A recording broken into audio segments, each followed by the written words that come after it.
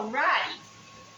Welcome everybody to Tennessee Fitness Spa. We're here for our weekly cooking demonstration. Hi everybody. Welcome. Thanks for joining me today. Today we're going to be doing a little bit of a demo with some fish because as y'all know, here not far from where that we are here in Waynesboro, actually Savannah, Tennessee is considered to be the catfish capital of Tennessee. This is not catfish today, but you can do it with catfish. What I've done today is I'm going to be pan-searing a Pangasia, which is a very mild light fish from the South Pacific, actually, is where it's from. So what I've done is I've actually just kind of put it in a little bit of lemon juice and olive oil. Just simply put that in there. And I've got that in my little bag right here. But before I take it out, I'm going to give you a little bit of an idea of what I'm going to coat it in. Because just like your southern fried catfish, we're going to use a little bit of cornflakes. Is what I'm going to do. And then I'm going to put in that cornflakes some spices. So my spices, you can, kind of flavor it ever how you like. But what I've got is a mixture of paprika, granulated garlic. I've got also some red pepper flakes and a little bit of cayenne pepper and some lemon pepper in there with it as well. So I'm just kind of, mix that up all up with my fingers here. Give it a good little bitty shape there. And then I'm going to take my fish and I'm just going to kind of drop that in there. And that kind of, give you the same idea, basically, if you're going to fry it in your deep fryer. But today we're not going to be doing that. We're going to make it a little bit more healthier. So I'm going to take it, I'm going to kind of coat it a little bit on each side. Give it a little bit of coating. You're not going to get it too thick. You don't want that too heavy of a coating because, you've got fish. You're not eating bread. You're eating fish. So you just kind of coat it just like so, as you can see there. All right, now I've got to get my pan ready.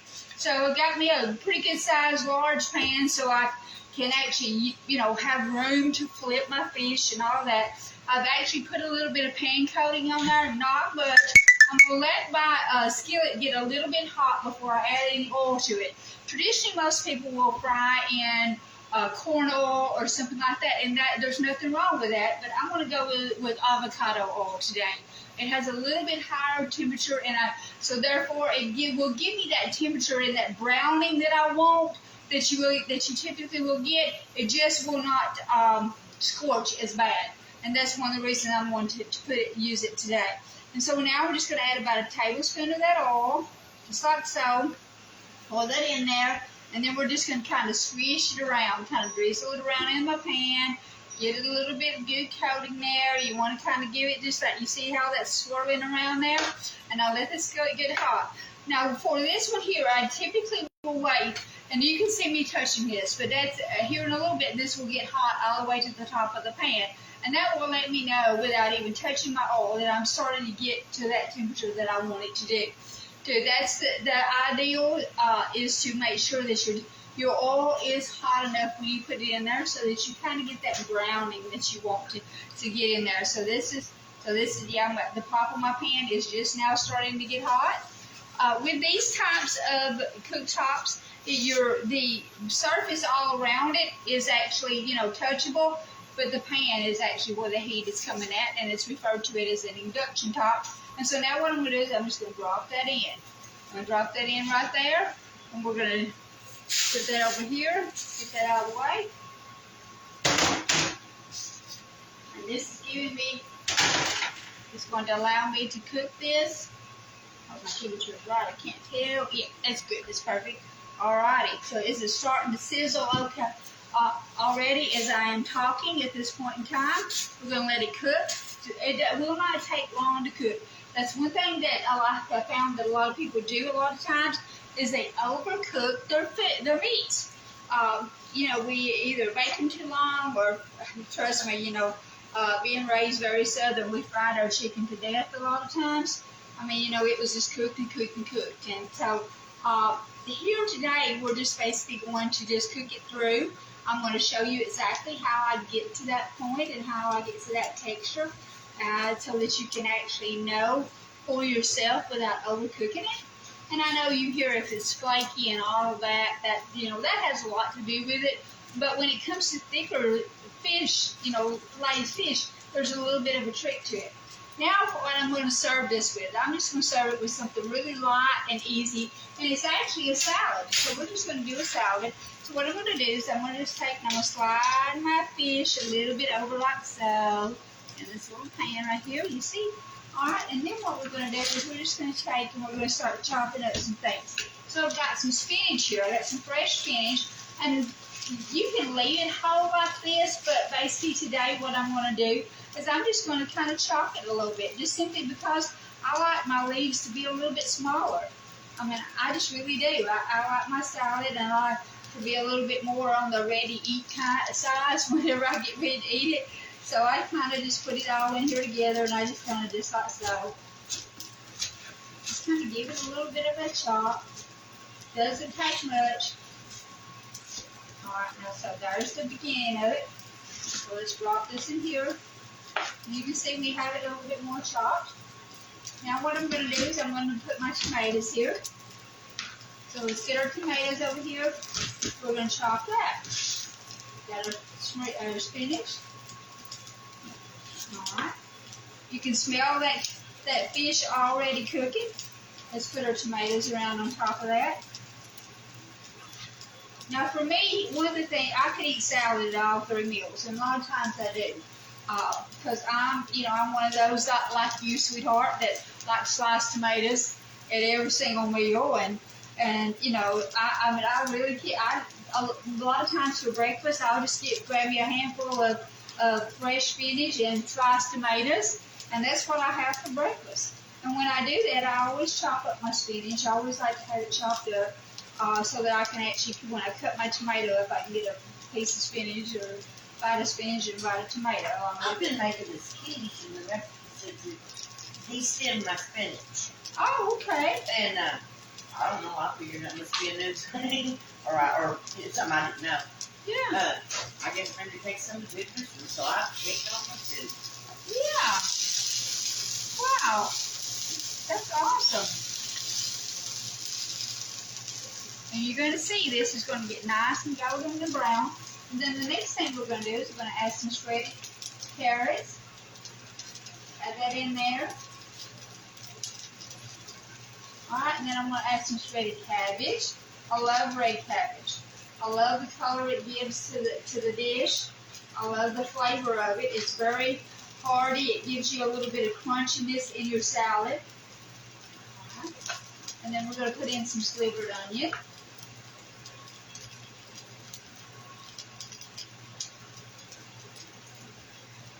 Then I'm going to put in some corn. And we always eat with our eyes, so if you'll notice how the wonderful colors that we're using today. So if you take notice of the beautiful colors, the colors are so vibrant. You have the green, the reds, the yellows, the orange, the purple. You have all those colors together. It's very pleasing to your eye. So you've got the pleasingness going on. Now, as you can see, I'm going to go ahead and I'm going to flip this. Look at that beautiful color in that catfish and that fish. So, if it was catfish, you wouldn't. Typically, I would use catfish, but we didn't have catfish, so we didn't use it. But yeah, it's going to give it a nice golden little color. And then I want to tell you this: for our dressing on this salad, I put together a little bit of zesty Italian, and in this, I added something a lot of people may not be aware of. I added something. Sometimes you can put Parmesan cheese or something like this in your Italian. But today what I did was I added nutritional yeast. And nutritional yeast actually gives you a similar flavor as Parmesan cheese. The only thing different is it basically it actually has it gives you a little bit more protein for less calories. So for about 40 calories, you can get 6 grams of protein. I use it on my salad every night. Yes, yeah, you put the nutritional yeast on that. And see, it actually it gives it a good little flavor, it gives it that little cheesy flavor. And we're going to add this, we're going to put this over on our salad in just a minute. And then give it a good little stir. But you're absolutely right, it actually can. You can put that on there. And what I like to do is I like to just gently press down on my fish, because that is another little trick of knowing about your meats. One of the things that I've showed you before is I've taken my hand, I've pushed on the top of my hand, and how firm that is. That lets me know when something is well done. In here, as you can see, there's a little bit of a bounce to it. That bounce is what's referred to as kind of like medium. So if I'm doing like pork tenderloin or if I'm doing beef, I'll stick with a bounce. You know, a little bounce there will be fine. But for chicken, I want it to be a little bit more firm. Now, if I push it and it's bouncy like my derriere back there, then that means it's rare and we don't want that, okay? So let that be a little learning tool for you on that right there. So what we got here is I've got it is starting to firm up. I'm starting to get some firmness to it. It's still got a little bit of bounce, and I want to make sure that bounce is pretty well much out of there. Now, fish is going to be a little bit bouncy anyway. It's going to have a little bit of a texture to a softness to it, just simply because. And if you're concerned, you can always go right through the middle, give it a little bit of look. And this one here still has some work to do as far as cooking wise go, because I can tell that from the bounce as well as from this kind of looking inside. So just kind of keep that in mind as you're going along. Of course, naturally, if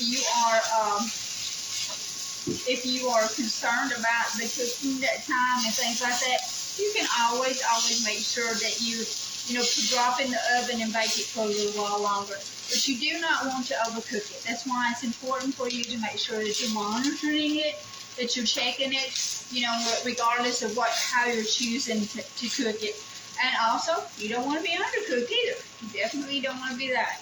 So, along the thicker pieces, like this one was thick in the center, really truly watch and monitor the center of your piece of fish or meat or whatever you're doing. Just make sure you watch that very closely, so that you actually have that, that you're actually making sure that your meat is completely finished, completely done when you get ready to serve it. All right, we're getting there, ladies. We're getting there. Do you have any questions about anything today? Y'all have any questions today? Your dressing? Yes. What is the base? Do you put oil in your Yes, dressing? we have olive oil. Yes, extra virgin olive oil starts as the base. Lemon juice, for Italian seasoning. You got your Italian spices, your minced garlic, all of those that you would typically put in a zesty Italian. And I often like to put just a little bit of extra lemon zest in there to give it that little bit of kick for extra zesty flavor in there when you're doing that. So yes, your oil is going to be your basis. However, you don't actually have to use as much oil as you think. You check this right quick. The center still needs a little bit more because most of it, and also vinegar. Here I used today was a rice wine vinegar because it's a little bit sweeter. It has a little bit of a sweeter taste to it, so that's going to give you that. So you're a lot of people will add way too much oil. So you basically just need just enough oil to actually encourage it to stick to your vegetables. So just a little bit of oil. Lemon juice and vinegar is going to be your main components, along with the spices and things like that. Yeah, definitely. All right. I really want to make sure this gets done. Sometimes I'm beginning to think I probably would have done better in the oven, but oh well. Lesson learned today. Mm-hmm.